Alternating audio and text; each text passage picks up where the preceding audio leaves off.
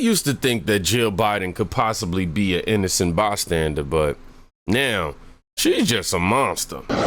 Nikki Haley, one of the Republican candidates, is calling for mental competency tests for those politicians over the age of 75. What do you think about that? Ridiculous.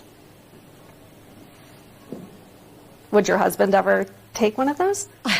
I mean, we would never even discuss something like that.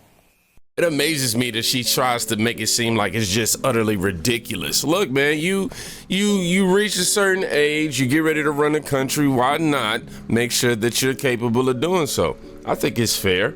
I think it's reasonable, especially after the display of Joe Biden that Biden has been displaying. Really, honestly, this man is proving he's not fit to actually run the free world, in my opinion.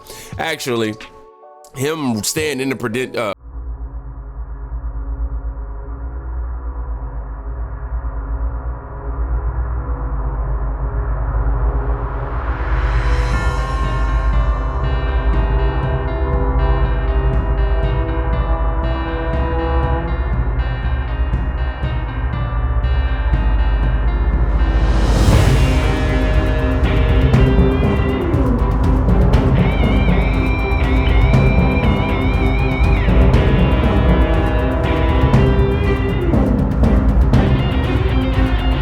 everything is just getting more and more chaotic the longer you decide to stay up in this thing. And we clearly see that there's something going on with Joe Biden. We don't know if he's demented. We don't know if it could be, maybe Parkinson's. Some people even saying, hey, speaking of, we have Parkinson's expert Dr. Tom Pitts, who tells NBC, that Biden clearly hasn't, no debate. He compares the cover up to the Soviets, and this is coming from a lifelong Democrat at that. You noticed anything that gives you a red flag as a doctor? Oh, yeah, I see him 20 times a day in clinic. I mean, it's ironic because he has just such classic features of neurodegeneration. I mean, word finding difficulties, and that's not, I couldn't find the word. That's from degeneration of the word retrieval area. He's also overcome stuttering, though. Could that be part of that, too? No, this is not a palatal issue or a speech discrepancy, which is very different from a lemino dysfunction, actual word retrieval, where you pick a similar question or talk around the issue, plus the rigidity, monotone voice. Wait, go back to that, the rigidity. What do you mean? Rigidity, loss of arm swing, standing up lordotically. You notice when he turns, it's kind of end block turning. It's not a quick turn. So that's one of the hallmarks of Parkinson's is rigidity and bradykinesia, slow movement. And he has that hallmark, especially with the low voice that said was a cold hypophonia. A small monotone voice like this over time is a hallmark of Parkinsonism. I could have diagnosed him from across the mall. Here are some of the symptoms from Parkinson's. We just had them up there on the screen. If we can put them back. What about the movement? Some people have pointed out the way he walks. Sometimes it's not very fast, small steps. Is that something that is common in people who are battling a disease like Parkinson's? Yeah, it's a hallmark. Shuffling gait, we call that, so little steps. Loss of arm swing from the rigidity. When we walk, we have a nice cadence. You notice he doesn't really swing his arms. And end block turning, meaning he kind of pivots around his foot. If you said, hey, President Biden, he wouldn't go like this. So, yeah. But I also know, and tell me if I'm wrong here, it's very hard to diagnose Parkinson's, isn't it? It's not simple. I mean, I've heard that it can be. It's one of the easier movement disorders to diagnose, actually. Right, but it's so clinic. There's very little other. And I'm a Democrat. I always say about this. Right. It's just like, this guy is not a hard case. But I've had relatives who have gone through neurological issues, and I've heard that sometimes Parkinson's is not very easy to nail. You have to take a lot of tests. It's early on. If you're just presented with like hallucinations, that could be a variety of things, or just the cognitive problems. That could be Alzheimer's versus Parkinsonism, and that becomes a little nebulous. But once you start manifesting the hallmark motor symptoms, right, slow movement, rigidity, mass facies, hypophonia. I mean, if a med student did not pick Parkinson's on the test, they'd be remediated. So let me ask you, you're a Democrat, you're a doctor. You sound like you're frustrated with what the White House is saying. Yeah. Why? Well, because, I'm an American before everything. And I look at it and say, when I used to see Russia, Soviet Union, North Korea, when they just make outrageous things, like when North Korea can't keep the lights on and they say, it was some faulty power thing. I kind of hate that kind of stuff. They had 4 years. My own party had 4 years to find, this was a wreck in slow motion. And they had 4 years to find out of 350 Americans, one person that could take the place. And here we are the day before school trying to do the homework and replace a guy who's got a neurodegenerative disease. Dr. Pitt. And this goes to show you, man, everybody that's in your corner ain't in your corner. Everybody ain't got your back, because this has been going on forever. I ain't gonna say forever, but this decline has been on the rise since he got into office, right before he got into office, you know, and they didn't care. But his decline is super fast. Like, if you compare 2020 to today, just 3.5 years, bro, the difference is drastic. It's almost like he aged an additional 10 years. I don't understand how it's happening, nor do I understand why the Democrats want to continue to keep this man in the race, knowing that this is what's going on. If he declined this fast in 3.5 years, imagine, I mean, honestly, just imagine what it's going to be like for another 4 years, man. But just to go ahead and lighten the mood up a little bit, we have I mean therefore I am on Twitter said, OMG, I'm Don. CNN's Jake Tapper aired Biden's embarrassing clips, and his facial expressions and commentary were priceless. The fact of the matter, let's just play it. I don't want to read no quotes. In reality, 72% of voters say that they believe President Biden is too old. That's according to CNN's most recent polling. Voters have been saying this for quite a long time. The reality is that the Democratic elites are mostly late to acknowledge these age and ability issues compared to the rest of the public. The elites have been forced to reckon with it after the debate just 11 days ago. Look at my career. I've not had many of those nights. It was a terrible night, and I really regret it happened. But the fact of the matter is, how can you assure you're going to be on faith that can intervene on your way to go to, work tomorrow?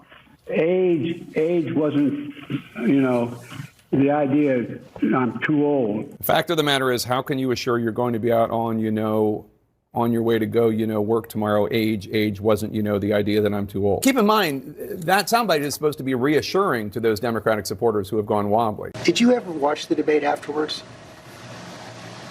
I don't think I did, no. He doesn't think he did. He called into a couple of black radio stations where he said, among other things, this. By the way, I'm proud to be, as I said, the first vice president, first black woman, served with a black president. I'm proud of the first black woman in the Supreme Court. There's just so much that we can do, because together there's nothing. Look, this is the United States of America. He's proud to be the first black woman? Not coherent. And even then, we later found out, from the radio host, that the Biden campaign had given her a list of questions to ask President Biden.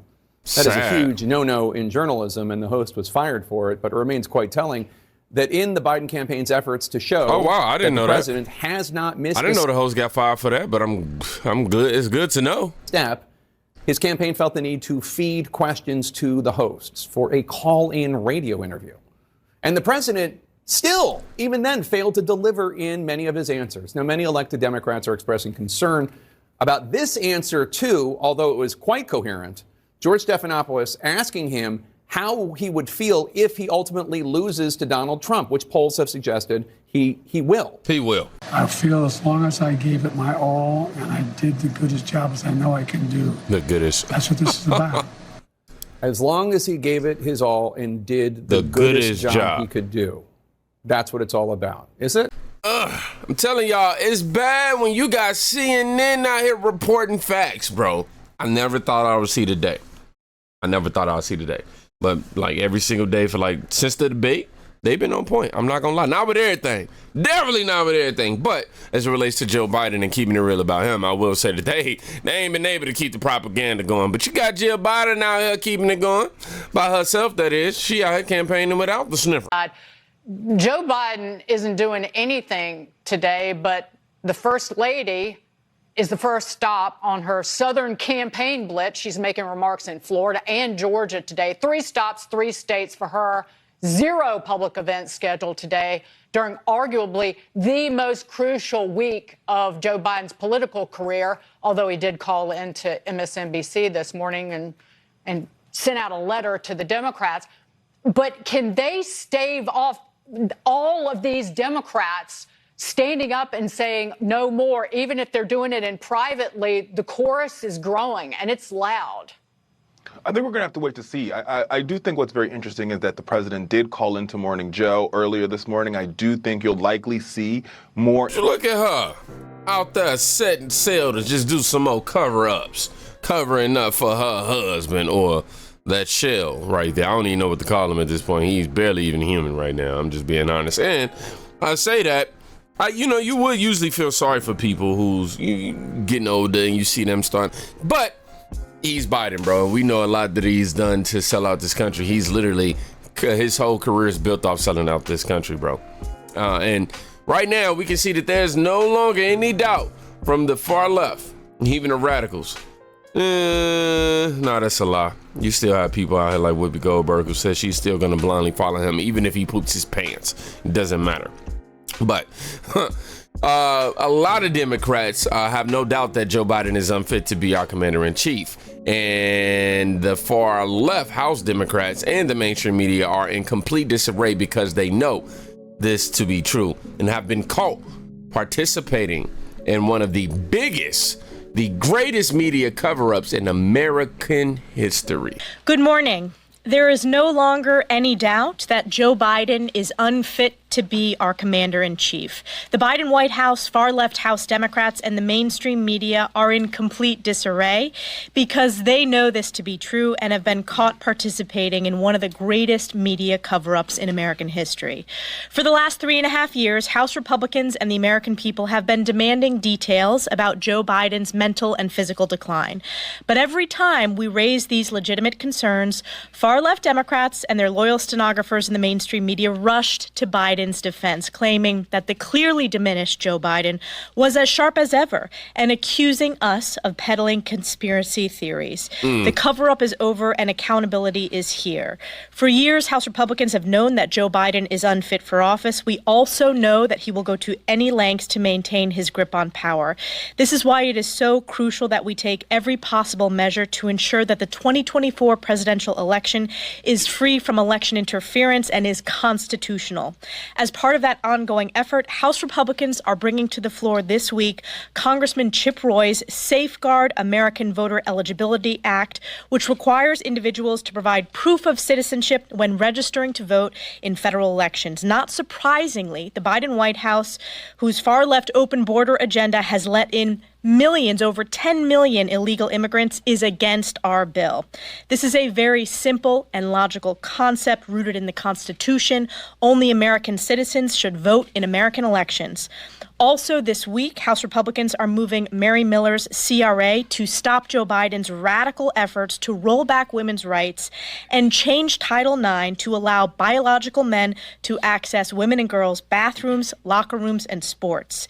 Next week, we are looking forward to uniting in Milwaukee behind President Donald J. Trump's America First agenda, which created the greatest economy in generations, the securest border in modern history, the lowest gas prices in years, and peace through strength around the world. With that, we're honored to be joined by Chip Roy, who is leading the SAVE Act this week on the floor. Chip. Basically, in addition to him being demented, possibly having Parkinson's, we don't know. This man also wants to make it, which we already knew was going to happen, possible for illegals to be able to vote. We've seen this coming. We've been telling y'all it's coming, but it's still a conspiracy, right? It's always a conspiracy until it happens over and over and over and over again. It can't just happen once. That's not enough proof for people. Wow.